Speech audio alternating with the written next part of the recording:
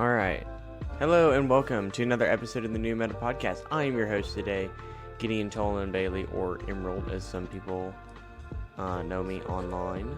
But yeah, so I built this deck on Pokemon Card IO a little while ago, and I think I've cracked the code, honestly. I know I say that about a lot of things, and usually it's clickbait, but to be honest, I think I actually did it this time. I've been seeing a lot of this dragalge. I'm gonna say dragalge because I like it that way. This Mega Dragalge EX deck going around, and I think it's really good because for Water and Dark, Pernicious Poison, your opponent's active Pokemon is now poisoned during Pokemon Checkup. Place 16 damage counters on that Pokemon instead of 1. Right? Why is this good? Because you hit them. Usually, you can what you can do is you can use Roxy's Performance, which you run 3 of in this deck, and it said during your opponent's next turn, their poison Pokemon can't retreat. This includes newly poisoned Pokemon. So you play this. I'm thinking about taking out Unfair Stamp for like a Prime Catcher or something. And then what you do is, or actually maybe Pokemon Catcher would be good in here. And you get like a Meowth or something. And then it's poison, and then you play the Roxanne, and then they're stuck in the active, and then going back into your turn, they're KO'd. That means they can't Unfair Stamp, and they can't Fez, right? So it turns off all that kind of stuff. It also actually turns off Lucky Helmet, which is less played. But you can do that kind of stuff on Fez. You can do it on Dragapult. Really just if it gets hit, you know. But a lot of the decks are running like Crispin and stuff, which I didn't like as much because it stops you from being able to play Roxy's or Lilies or Boss as much. So I think that a 3-2-2 line of Blaziken is your best bet here. And basically you go second, try and set up Badoo, set up your board like Ultra Ball, Poffin, Pokepad. And just try and get everything set up. Get like 2 Torchics in play in case they knock one out. And then Itchy Pollen, they take their turn, go whatever. You Combuskin, your next turn, Itchy Pollen. They go, and then next turn you have Blaziken. You should have Dragalge in play. Or you have a lot of stuff. You do play Monkeys in here, which I think is a pretty good inclusion because you are running a 2-2... 1 Snorunt Frostlass Mega Frostlass line. I would have gone with a 3-2-1, but I think in this case you just want to get like 2 Snorunts on your bench and set up 1 Frostlass and then just have one available for a Mega Frostlass if you need to, depending on the matchup. You are also running Peerless Jungle in here to hit through things like Lucario or just bigger, tankier Pokemon. Just imagining like... yeah, there's a lot of things. Also, it's just a counter stadium, which is nice. You're already running a Meowth, a Fez in here, which is pretty good. And then you're running a 3-2 Dragalge line. Poffins, 2 Night Stretchers, Unfair Stamp, which I might change out for Prime Catcher. There's not a whole lot of pivoting. I guess Badoo. So, and then the interesting inclusion, probably the most interesting inclusion in here is Adversity Policy. It's a Pokemon tool. If the Pokemon this card is attached to has weakness to your opponent's active Pokemon's type and is in the active spot and is damaged by an attack from your opponent's Pokemon, even if it's knocked out, draw 3 cards. What they're going to probably try and do is Clefairy you to death, especially in like Psychic decks. And Mega Diancie is getting a little more popular. So that's getting up there in popularity a bit. And they're going to try and like Clefairy you, right?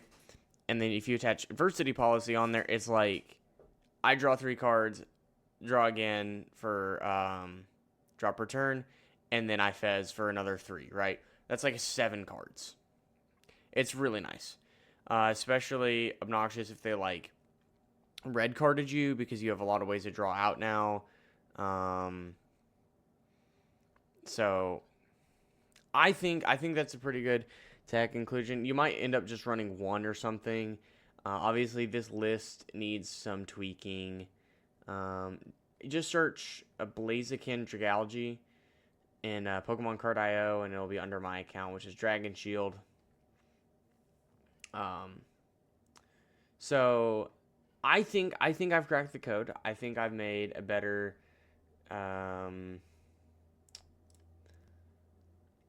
yeah. So I think it's pretty good. I don't know what you all think. Please let me know. I really want to know what you all think about this deck. The Mega Frostlass, I just felt like it was right in here. I'm actually not a big fan of this card. I don't like putting this card in decks, but I feel like it was, I feel like it was necessary. I don't know. I just feel like it was. I don't know why, but I feel like it was. So, I mean, it can be pretty good just to, like, finish off the game and stuff, and, yeah. I'm sorry, I got distracted because on Pokemon Card IO, you these like deck suggestions and stuff, like at the bottom, and I saw this one that was Frostlass, Thwackey, Tortuga, and I kind of have to look at this real quick. I'm so sorry. Hey, you guys are kind of getting like 2 episodes in one. So they're running the one cover fossil. Very interesting. I guess you mainly attack. What is this deck? Thwackey Engine. Okay. Tortuga for the late game. Retreat via air balloon into Goldeen. Search for everything you need in Surfing Beach into your attacker. If you played correctly, your only problem each turn should be what do I take with Thwackey? Never how do I get it?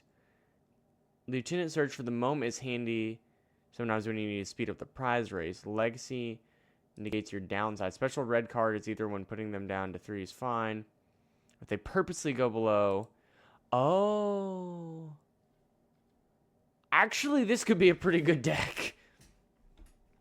It's kind of insane. But I like these insane decks that are like, what in the world is even going on here? I think the best way you could improve this deck is adding a Seeking in here, cutting something out for a Seeking. I think you don't really need the Pokegears if you have the Thwackies, so you can probably cut those for something. And if you're attacking with Mega Frostlass,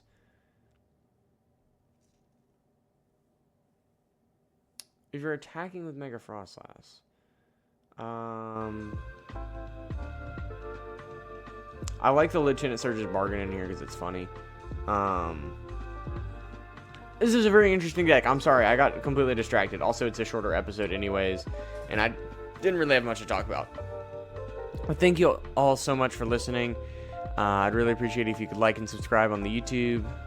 If you're on the YouTubes, please check out my other podcast, The New Meta Podcast. That's not my other podcast. That is this podcast, The Noodle and the Thinker on Spotify. There we go. We got some big stuff coming up soon for that podcast. There's not a whole lot right now, but there is some big stuff coming up. And then, if you ever want to make your own podcast, try out Spreaker. That's SPREAKER.com. Check that out. That's where I produce the New Meta Podcast.